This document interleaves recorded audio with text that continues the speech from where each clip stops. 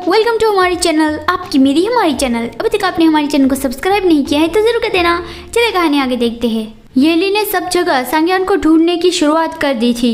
3 दिनों के बाद उन लोगों को कुछ भी नहीं पता चला था, लेकिन एक जगह पर उन्हें बहुत ज्यादा शक हो रहा था। युनहुआ तो सब लोगों को लेके वहीं पे जाने को कह रही थी, लेकिन येली कहता है कि नहीं, अभी हमारे पास पक्की जानकारी नहीं है, तो इस बात को सीक्रेट रखो। फॉक्स कहता है कि कितनी अजीब बात है ना, मुझे ऐसा फील हो रहा है कि कुछ तो सही नहीं है। कोई आखिर इतने सारे क्लूज क्यों पीछे छोड़ेगा? शायद ये हमें कंफ्यूज करने के लिए है और हमें स्लो करने के लिए। येली कहता है कि हाँ, ऐसा हो सकता है।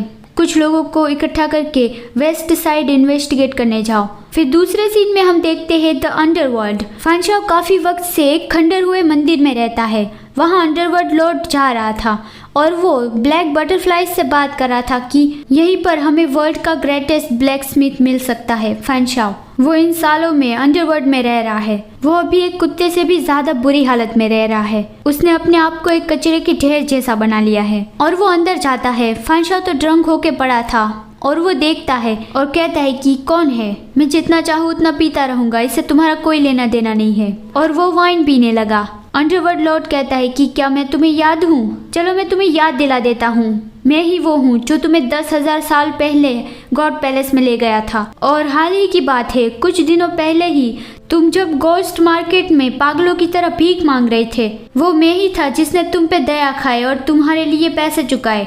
भविष्य में मुझे वो वापस करना मत भूलना। फानशाओ कहता है कि हाँ, ऐसा कुछ हुआ था। हाँ, मुझे याद आया, तुम हो अंडरवर्ल्ड लॉर्ड।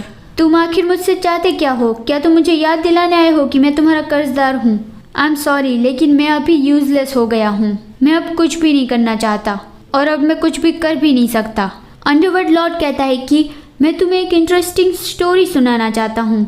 बहुत वक्त पहले एक लोवेस्ट रैंक गोस्ट था। वो इतने लो लेवल का था कि उसे रीइंकार्नेशन के साइकिल में एंटर करने की भी परमिशन नहीं थी। फानशाओ उसकी ओर देख के कहता है कि तुम मेरे बारे में बात कर रहे हो?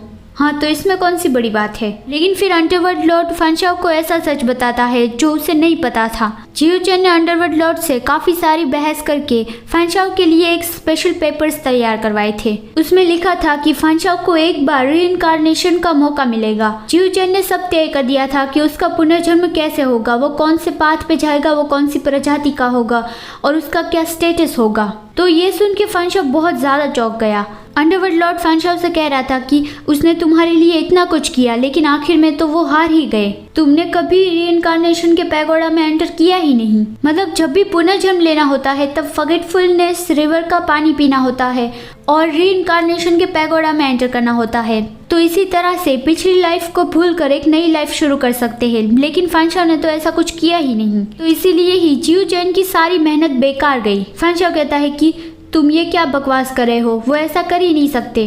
अंडरवर्ल्ड लॉर्ड कहता है कि लेकिन वो मेरे ओल्ड मास्टर की रिक्वेस्ट थी, तो मुझे उसकी विश पूरी करनी ही है। अभी तुमने जो शराब पी है उसमें भूलने वाली नदी का पानी है। तुमने बहुत ज्यादा वो पी लिया है, तो तुम अपना पास्ट भूल जाओगे और बिना किसी बर्डन के अपनी नई लाइफ शुरू करोगे। फानशाओ जोर जोर से चिल्ला के कहने लगा कि तुम ये बकवास कर रहे हो, मुझे तुम पे बिल्कुल भी यकीन नहीं है। उसने मुझसे कहा था कि उसे 10,000 लोगों की जरूरत नहीं है कि वो उसे याद रखे, सिर्फ मैं ही उसे याद रखूं, उसे सिर्फ इतना ही चाहिए था। अंडरवर्ल्ड लॉर्ड कहता है कि तुमने तो ये कभी नहीं सोचा है ना। उसने तुमसे इसीलिए ये कहा होगा क्योंकि तुम्हें ऐसा लगे कि तुम उसके थोड़े काम के थे, ताकि तुम्हारे जैसे गली के कुत्ते को ये पता ना चले कि तुम्हें तो बहुत पहले ही छोड़ दिया गया है। तो ये सुन के फानशाओ को बहुत बुरा फील होने लगा। अंडरवर्ल्ड लॉर्ड उसे एक बोतल दिखाता है और कहता है कि अगर तुम्हें उस शराब की असर उल्टानी है तो मेरे पास उसका एंटीडोट है, बस तुम्हें मेरे ऑर्डर्स को मानना होगा। तो ये सुन के फानशाओ गुस्सा हो गया और उस पे मटके फेंकने लगा और कहने लगा कि निकल जाओ यहाँ से, मैं तुम्हारे किसी भी ऑर्डर्स को नहीं मानूंगा। तो फिर अंडरवर्ल्ड लॉर्ड जाने लगा और कहता गया कि जब शराब की असर होगी तब तुम्हारे हाथ में कुछ भी नहीं रहेगा। तुम क्या भूलना चाहते हो और क्या नहीं भूलना चाहते हो, इस पे तुम्हारा कंट्रोल नहीं होगा। सब कुछ धुएं की तरह गायब हो जाएगा। तुम्हें जल्दी ही इस एंटीडोट की जरूरत पड़ने ही वाली है। मैं फेंगडू माउंटेन पर तुम्हारा इंतजार करूंगा। और वो चला गया। उसके बाद फिर फनशाओ बैठा बैठा बस सोचने लगा कि उसने मुझे अपने साथ मरने नहीं दिया क्योंकि उसने पहले से ही मेरे लिए अरेंजमेंट करके रखा था। नहीं, ये झूठ है, मैं इस पे यकीन नहीं करता। मैं तो अपने पूरे दिल से आपका नाम याद रखे हुए हूँ। मुझे आपके बारे में सब कुछ याद है, मैं वो कैसे भूल सकता हूँ। वो आप जिसे कोई भी नहीं जानता, आप सिर्फ मेरे हैं इस फनशाओ के। जहाँ तक आप पर्सनली मेरे मुंह पे ये नहीं कहते कि शुरुआत से ही आपको मेरी ज़रूरत नहीं थी, तब तक कोई भी भुला देने वाली वाइन मुझे आपके बारे में नहीं भुला सकती। Thanks for watching this video. अगर आपको ये वीडियो अच्छा लगा है तो लाइक करना मत भूलना। मिलते हैं अगले वीडियो में। Bye bye.